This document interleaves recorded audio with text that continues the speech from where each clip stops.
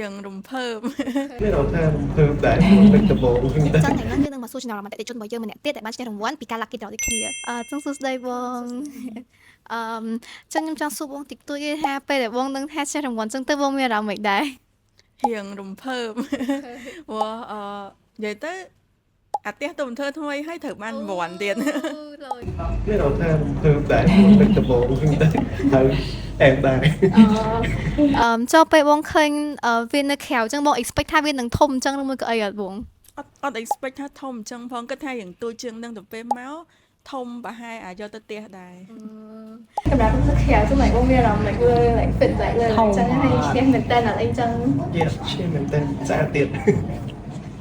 ចឹងបងគិតថាពេលដែលយកកាមេរ៉ាហ្នឹងទៅផ្ទះវិញបងនឹងអាចនឹងយកវាទៅក្រៅនៅកន្លែងណាដែរ nơi bà tục kênh ទុំគេចាចឹងអរគុណច្រើនខ្លាំងមែនតើបងអរគុណច្រើនបងដូចជាតែប៉ុណ្្នឹងអរគុណច្រើនបងហើយនេះវិញគឺជា feedback របស់អ្នកដែលឈ្នះរង្វាន់ទី1